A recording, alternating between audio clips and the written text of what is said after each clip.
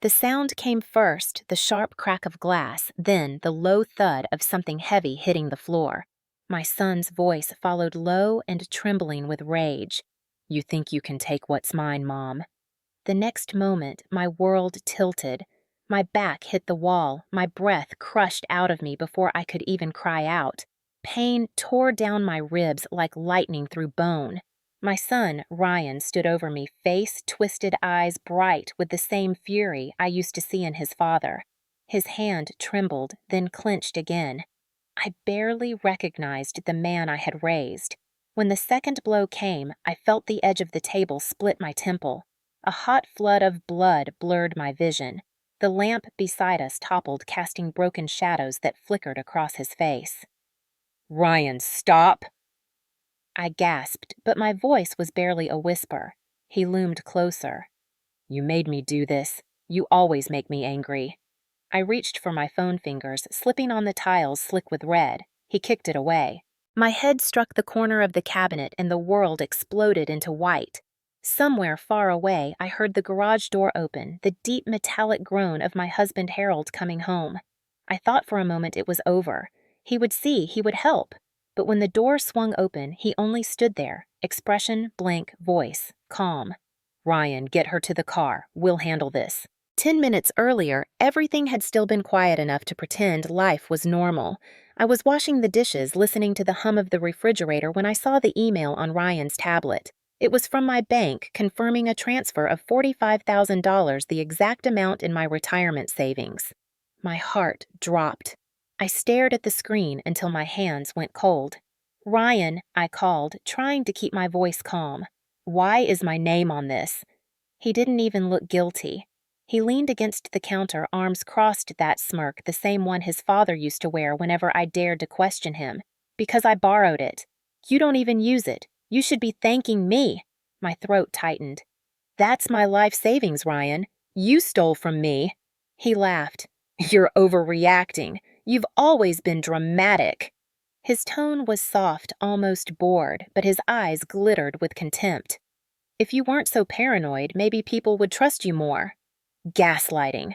The word flickered through my mind like a warning. "You can't talk to me like that," I said quietly. "You're returning that money or I'm calling the bank." He froze and the air shifted charged. The smirk vanished. "You're not calling anyone." I turned toward the phone, but before my fingers could touch it, his hand slammed into my shoulder. I stumbled backward, catching the edge of the counter. The impact sent a dull shock through my arm. "Ryan," I gasped. "Stop!" But he was already shouting. "You always have to ruin everything. You think you're better than us. You think Dad doesn't see what you do." His words came like punches before the real ones did. The first hit landed on my cheek, a flat sound that cracked through the air like a breaking branch. I fell against the cabinet, dizzy. My ribs screamed as his fist connected again, driving the breath out of me. My knees buckled and I hit the tile hard. Pain tore up my spine, sharp and alive. He was towering over me now, breathing fast, eyes wide with something feral. "You made me angry," he spat. "You always make me angry." The words echoed in my skull like a curse. I tried to crawl my palm, slipping in something wet. My blood. His shadow fell across me again. "Ryan, please," I whispered. For a second he hesitated, his hand shaking. Then he brought it down again hard. The world flashed white, then red. My head hit the floor, the room spinning out of focus. Somewhere behind me, I heard the faint squeal of the garage door opening. My heart stuttered. Harold. My husband was home. Relief surged through me, weak but real. My body went limp, waiting for the door to burst open for him to stop this. But the sound of boots on tile brought no rescue, only silence. Then Harold's voice, steady, detached. "Ryan." The single word froze the air. I waited for his anger, his outrage. Instead, he sighed like we were all just inconveniences. "Get her up. Take her to the car." Ryan's voice trembled. "Dad, I didn't mean I said take her." My husband didn't even look at me. My son's hand clamped around my arm, dragging me across the tile. The only sound I could make was a broken whimper, the kind that barely counts as breathing. And as the cold night air hit my face, one truth cut through the fog: help wasn't coming. Not from anyone in this house. The ride to the hospital blurred into a tunnel of pain and disbelief.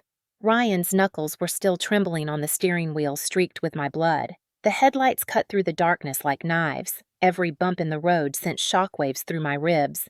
I tried to breathe, but it felt like shards of glass moved inside my chest. Harold sat in the passenger seat, silent, staring straight ahead. The silence between us was worse than the violence had been. When Ryan slammed on the brakes in front of the emergency entrance, I reached for the door handle. My hands were shaking too hard to pull it open. "Dad, what do we tell them?" Ryan muttered. His voice was small now, childlike, afraid of consequences. Harold turned to him with that same cold, calculated calm he used on the job. "We tell them she fell. She's clumsy. You panicked, that's all." He looked back at me finally, his eyes narrowing. "You understand, don't you, Martha?" My lips moved, but no sound came out. My husband's tone softened, almost kind. "You don't want your son arrested, do you?" The question sliced through my chest deeper than any bruise. My voice barely escaped as a whisper. "He nearly killed me." Harold's jaw tightened. "You provoked him." The words didn't make sense at first. They couldn't. But when the ER door slid open, his hand closed around my arm, guiding me like a patient, not a wife. "Don't make a scene," he hissed under his breath. The nurse rushed forward with a gurney. "What happened?" Harold answered before I could breathe. "She slipped on the stairs, lost her balance, hit the side of the counter."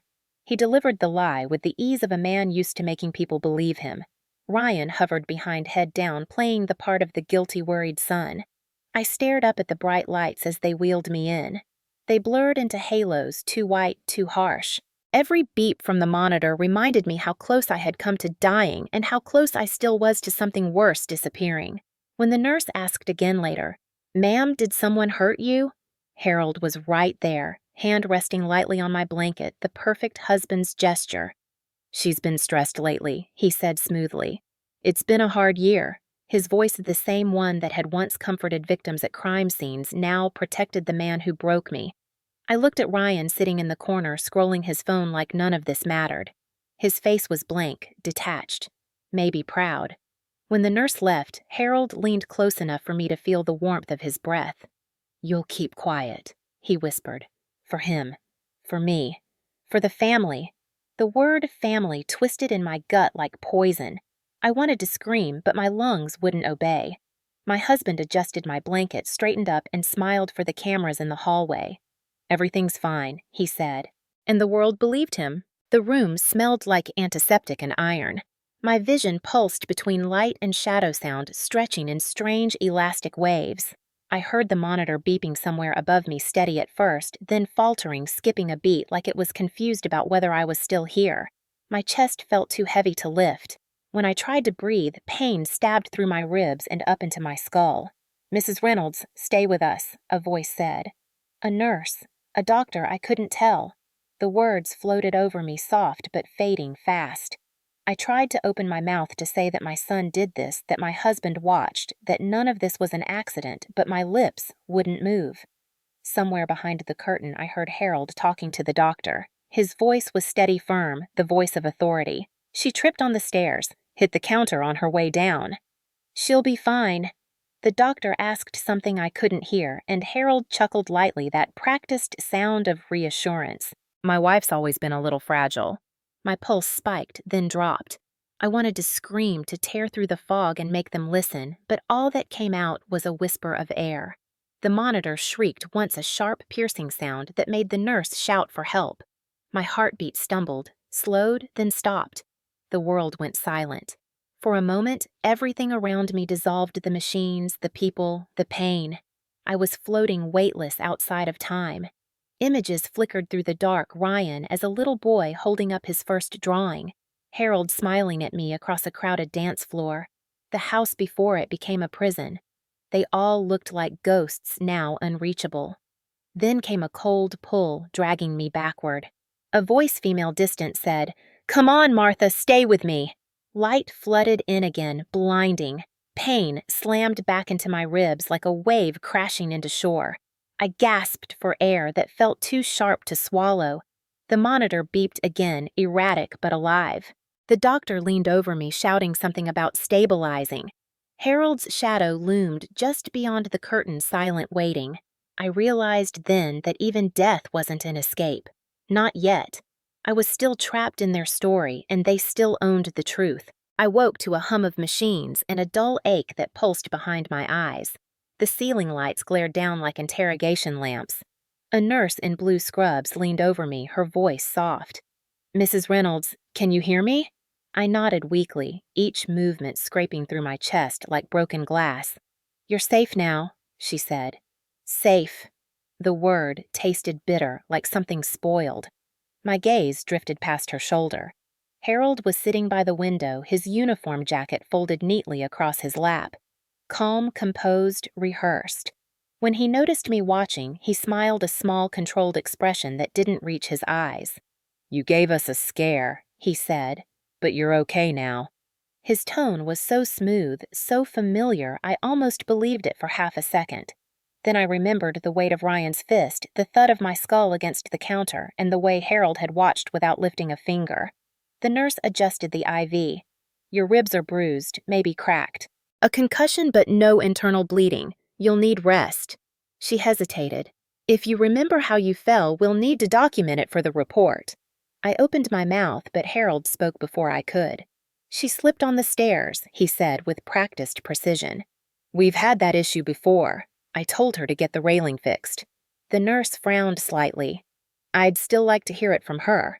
He smiled politely, firm but kind, the charm of an ex-officer who knew exactly how to own a room. "Of course, she's just shaken." His hand came to rest lightly on my wrist, gentle to anyone watching, but his thumb pressed just hard enough to remind me of who was in control. The nurse looked at me again, eyes cautious. "Mrs. Reynolds, are you sure that's what happened?" The words hovered in the air like a lifeline.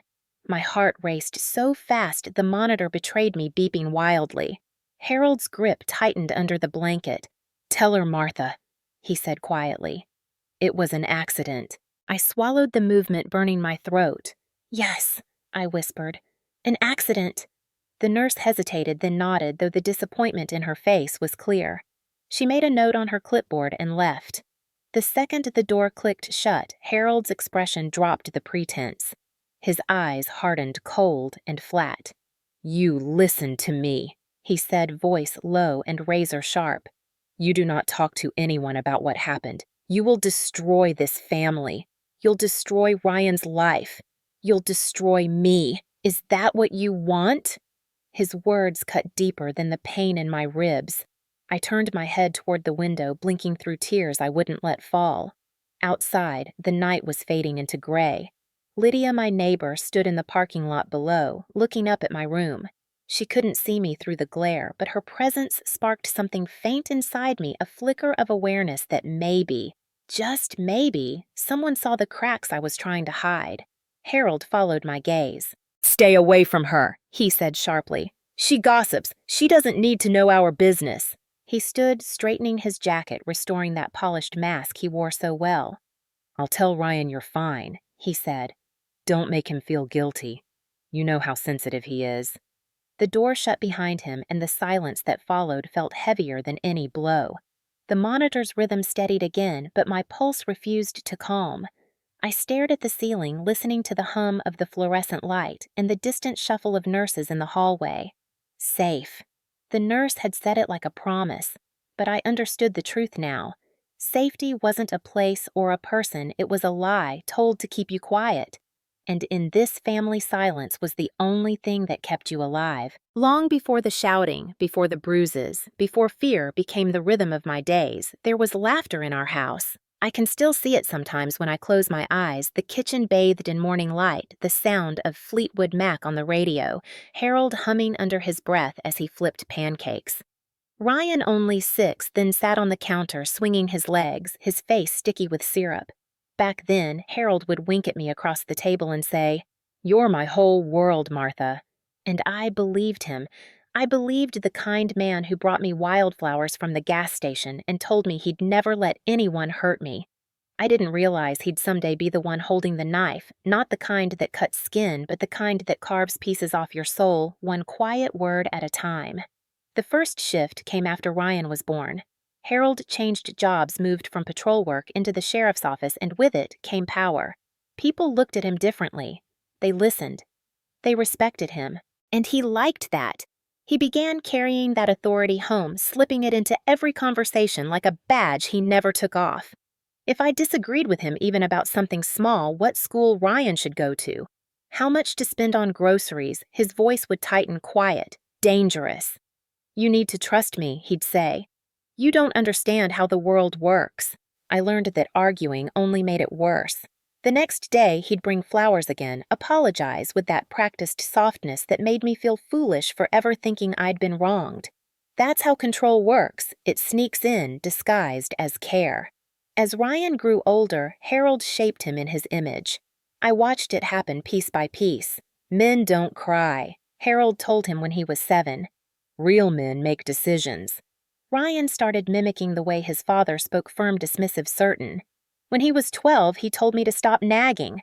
I laughed at first, thinking it was a joke, until Harold smiled proudly and said, "He's learning." The words chilled me more than I wanted to admit.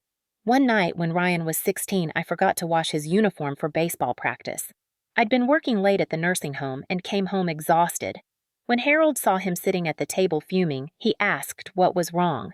"Ryan said Mom doesn't care. She never keeps her word."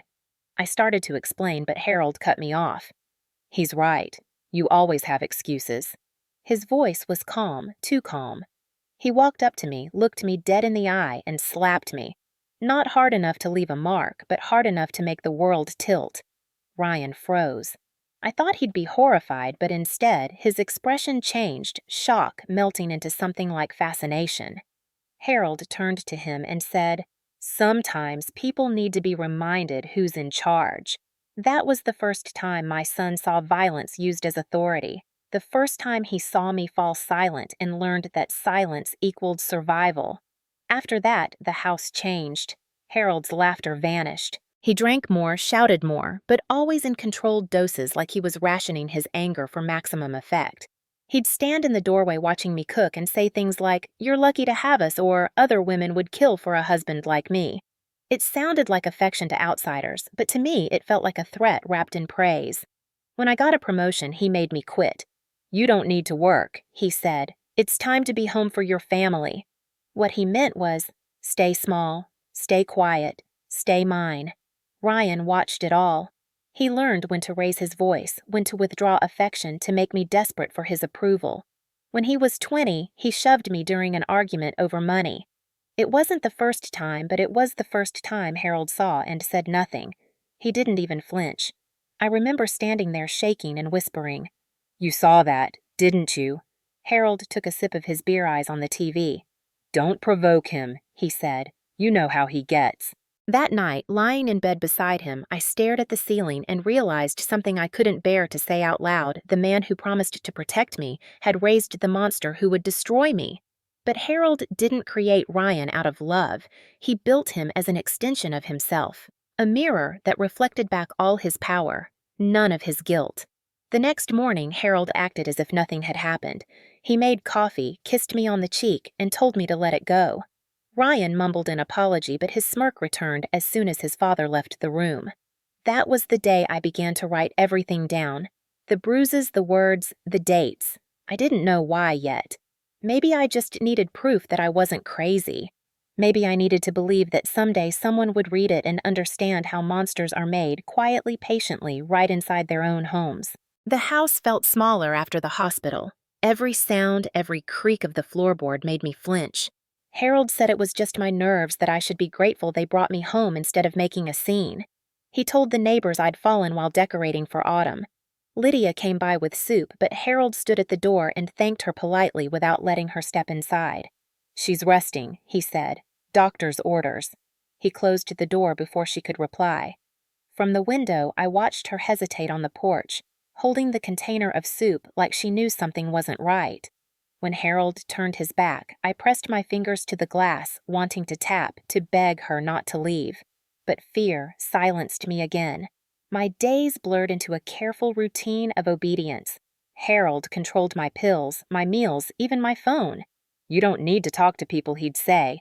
Rest is the best medicine. When he left for errands, Ryan stayed home pacing the hallway like a warden. Dad says you're supposed to rest, he'd remind me. I didn't argue. Arguing meant consequences. I learned to measure every word, every breath.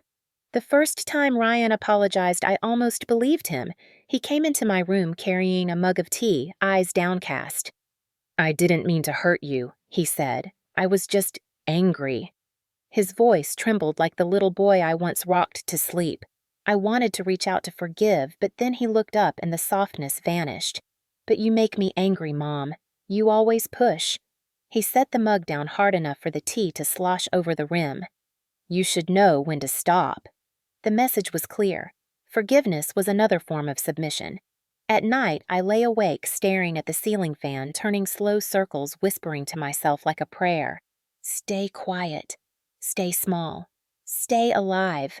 It became the only rule that worked. The bruises faded, but the fear settled deeper, turning invisible like smoke that never leaves the air. Harold treated me with a calm cruelty that was worse than shouting. He'd make breakfast for Ryan and himself, pour their coffee, and ask me in front of him, "You're feeling better, right, sweetheart?" His voice was sweet, but his eyes dared me to contradict him. The house became a stage, each of us performing the parts Harold assigned. He was the caring husband, Ryan was the remorseful son, and I was the grateful wife who had learned her lesson. The act fooled everyone.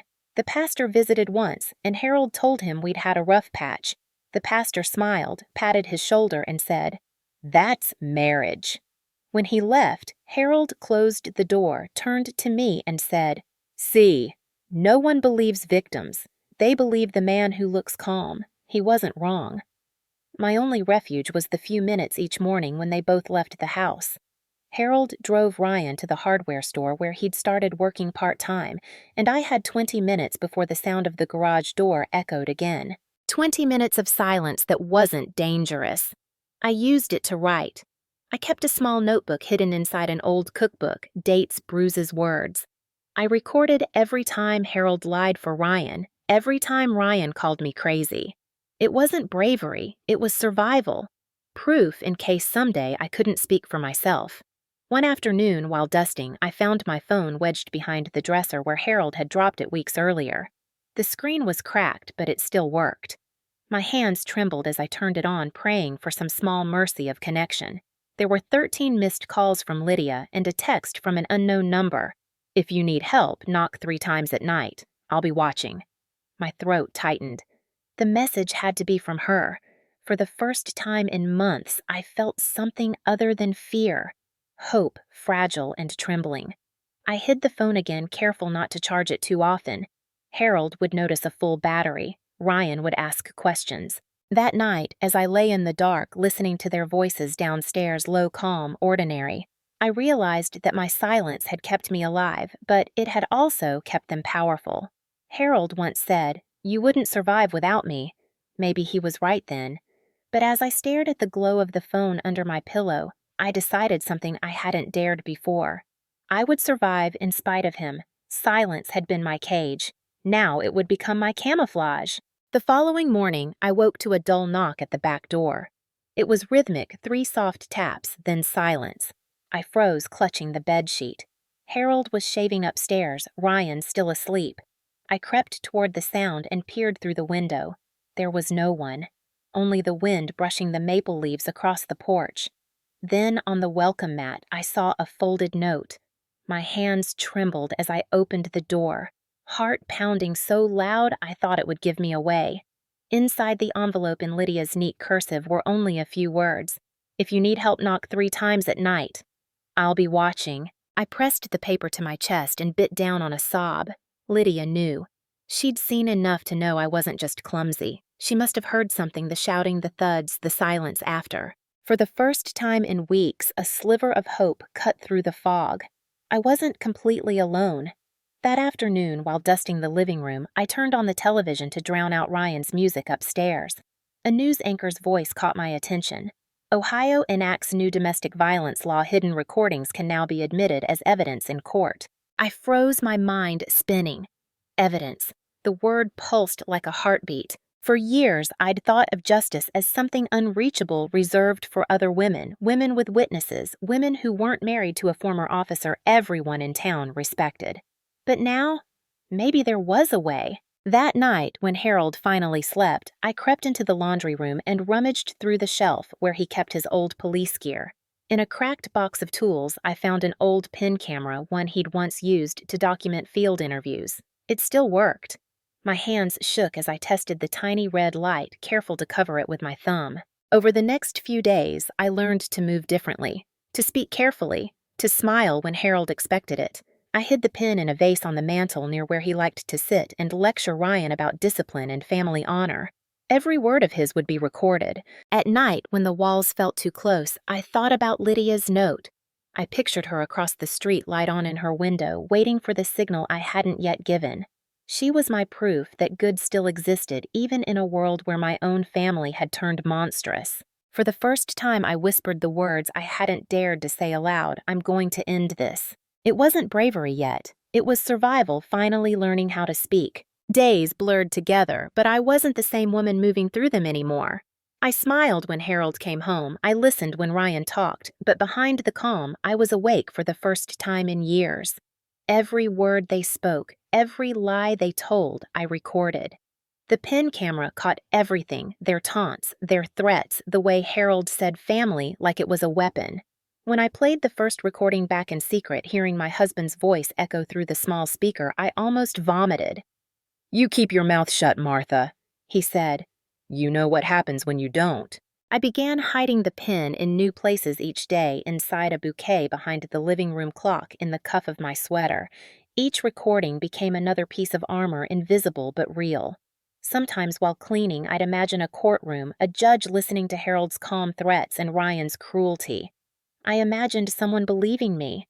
That fantasy alone kept me breathing. One afternoon as I folded laundry, I overheard Harold and Ryan in the kitchen. They were talking about me. Harold's voice was low-clipped. "She's getting suspicious. Don't provoke her." Ryan scoffed. "She's pathetic. She's not going to do anything." A pause. Then Harold said something that turned my blood to ice. "If she does, we've got that policy." Ryan laughed. "You mean the life insurance?" "Exactly, it's in my name. If she dies accidentally, we're secure. You'll get your share." There was silence.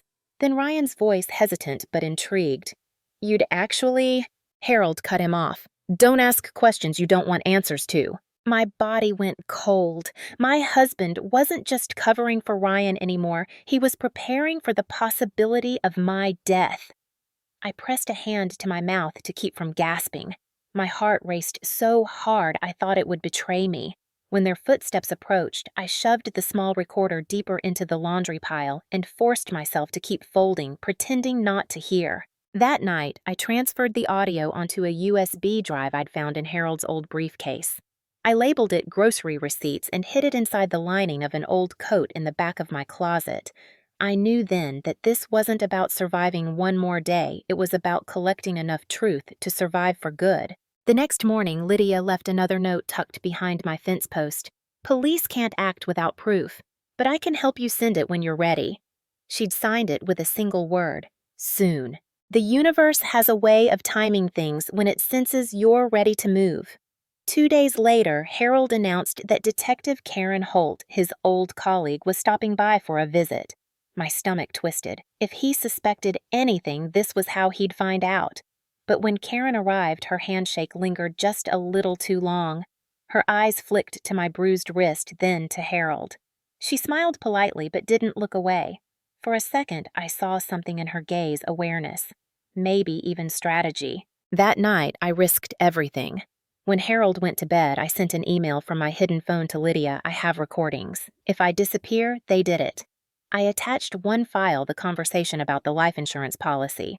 Then I buried the phone under the porch floorboard and whispered a prayer I hadn't said since Ryan was born. Every morning after that felt like walking through a minefield.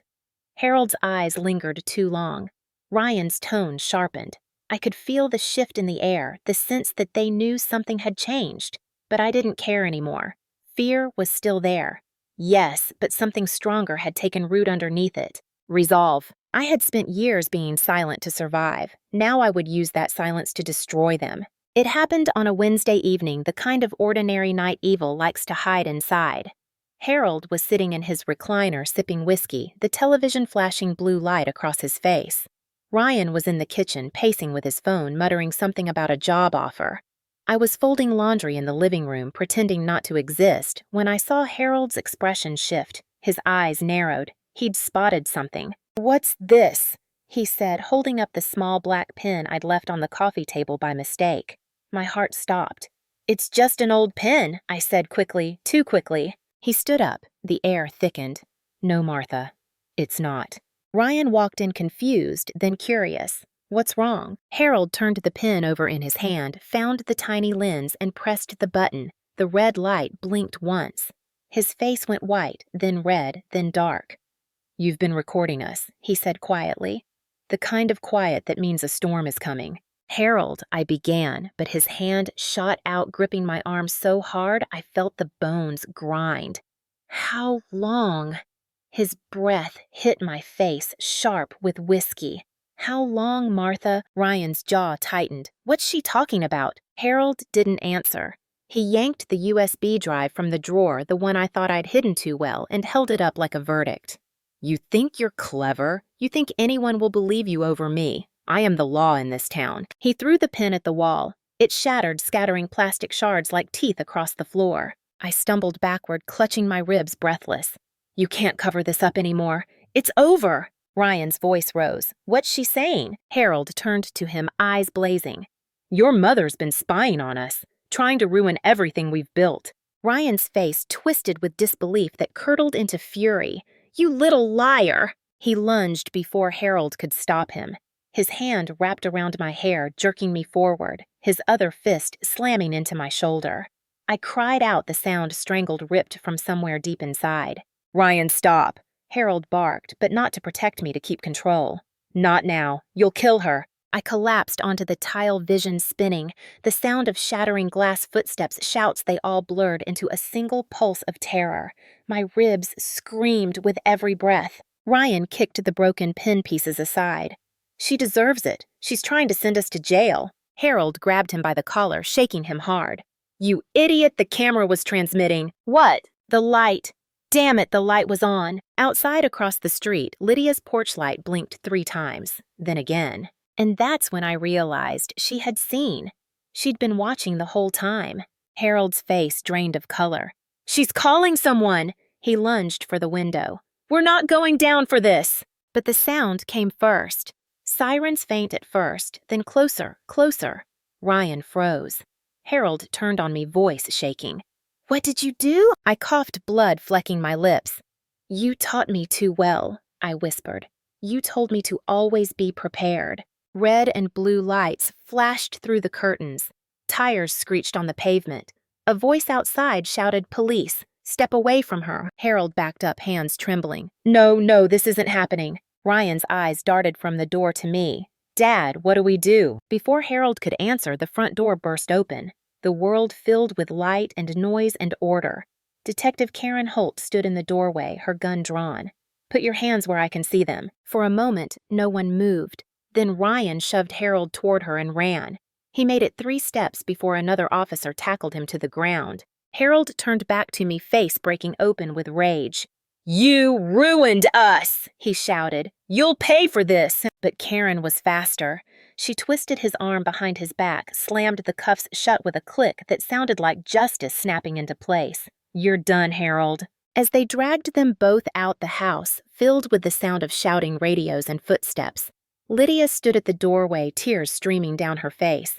I could barely lift my head, but I met her eyes and nodded once. "It's over," she said softly. The adrenaline drained out of me all at once, leaving nothing but pain. I tried to sit up, but the room swayed. Karen knelt beside me. We saw everything she said. "You're safe now." I let the words sink in. Safe. This time, maybe it was true. She pressed her hand to my shoulder as the paramedics lifted me onto the stretcher. Through the open door, I watched them push Harold into the back of a cruiser, his head bowed, his badge still glinting faintly under the flashing lights. Ryan screamed curses from the other car. For the first time in years, I didn't flinch. The night air was cold, sharp, alive.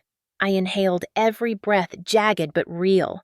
The flashing lights reflected off the windows, turning the house into something unfamiliar, no longer a prison, but a crime scene. And as they closed the ambulance doors, I realized something simple and terrifying: justice doesn't erase the pain. It just proves the pain was real. The sirens faded into the night, but their echo stayed with me long after the ambulance pulled away from that house. The paramedics kept asking questions, their voices blending with the radio chatter. "Can you hear me, ma'am? What's your name? Do you know where you are?" I answered as best I could, but my thoughts were stuck on one thing: the red light on that pin camera.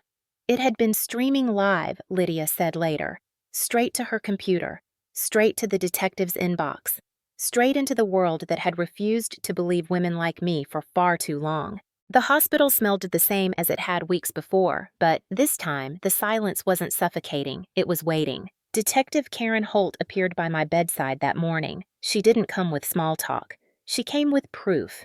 She set a tablet on the tray in front of me and pressed play. The footage showed everything: the shouting, the blows, the moment Harold realized he'd been exposed.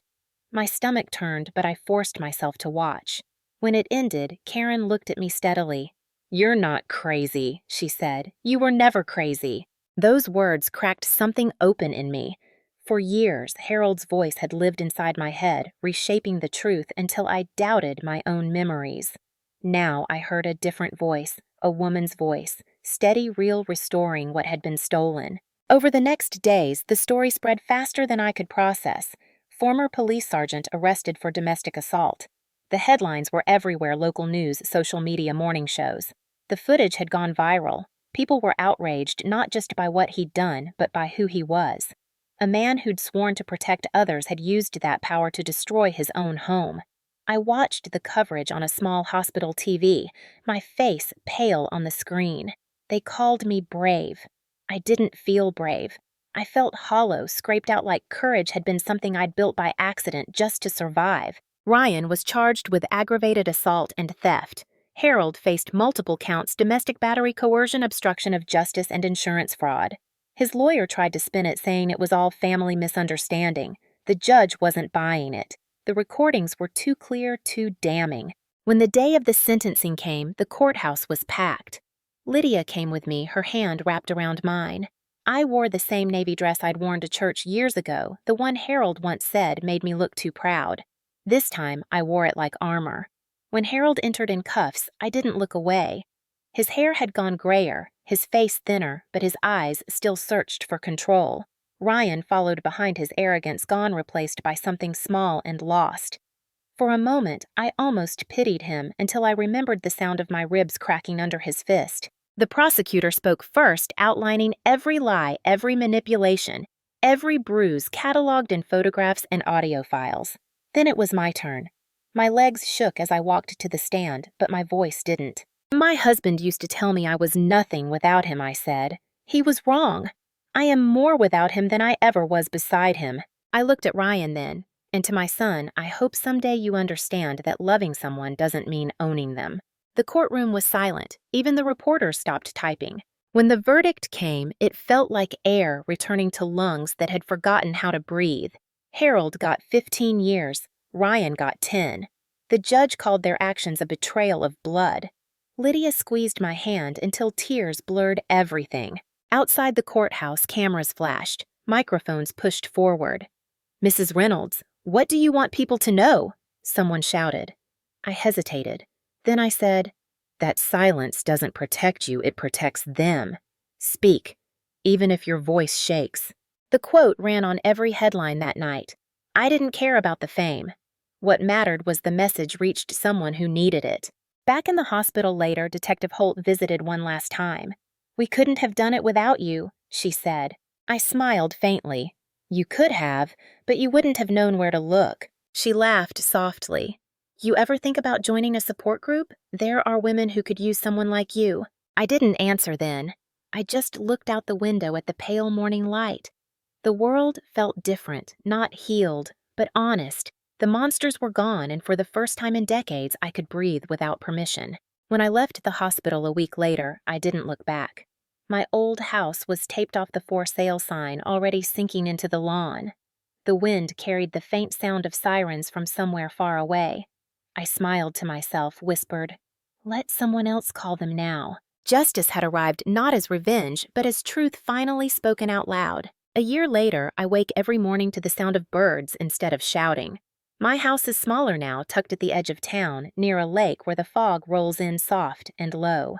I painted the walls pale yellow because I wanted to know what warmth looks like when it stays. There are flowers in the garden roses wild and imperfect, the kind Harold would have called messy. I let them grow however they want. So do I. People still recognize me sometimes, the woman from the news, the one who survived. At first, I hated it. The word survivor felt heavy, as if it demanded I keep proving I deserved to be alive. But over time, I understood it differently. I didn't survive because I was fearless. I survived because fear finally had somewhere to go. Every Sunday, Lydia comes by with her dog Charlie and a box of muffins. We sit on the porch, talk about her grandkids, and sometimes when the light is gentle, she asks about the trial. I tell her only what matters, that justice doesn't fix you, but it gives you a place to start. She nods, eyes glistening, and says, "That's enough." After everything, I decided to keep writing, but not in notebooks hidden under floorboards. I started a small blog called The Quiet Hour. It began as therapy, a place to pour out the words I'd been forbidden to speak. Then women started writing back, hundreds of them. Some told stories like mine. Some hadn't yet found the courage to leave. They all said the same thing: I thought I was alone. I tell each one the same truth I learned the hard way: silence can save you once, but truth saves you forever. Sometimes when I can't sleep, I replay the recording, the one that changed everything. Not to relive the pain, but to remind myself how far I've come. The woman in that footage is bleeding, terrified, certain she won't make it out alive. And yet she's also fighting back, even if she doesn't know it yet. I whisper to her through the screen, "You made it, Martha. You did it. Ryan hasn't written from prison." Harold tried once. A letter came with careful handwriting, apologies tangled with excuses. I tore it in half without opening it. Forgiveness isn't a door I owe them anymore. It's a window I opened for myself. I let the air in, let it carry away their voices. Some nights I still dream of that old house, the cracked tiles, the flicker of a lamp before the blow, the sound of my own heartbeat waiting for help that didn't come. But when I wake now, there's light in the room, real light spilling across the floor. And the silence isn't heavy anymore. It's peaceful. If someone had told me 2 years ago that I'd live to see this kind of quiet, I would have laughed. Back then, quiet meant danger. Now it means peace. The kind you earn, the kind you protect. I end each post on the Quiet Hour the same way because I know somewhere a woman is reading in the dark, waiting for a sign. I write, "If you're watching this, if you're reading this, if you're still afraid, listen to me. You are safe here. Maybe not in your house, maybe not yet, but in this moment with these words, you are safe. Justice doesn't erase pain, but it lets you breathe again." Then I hit publish, and for a long, quiet second, I watch the little circle spin before the page goes live. Another truth released into the world. Another wound named so it can finally start to heal. Outside, the roses sway in the wind, their thorns glinting under the sun. I breathe deep. Pain made me quiet. Justice made me loud. And healing taught me how to stay that way.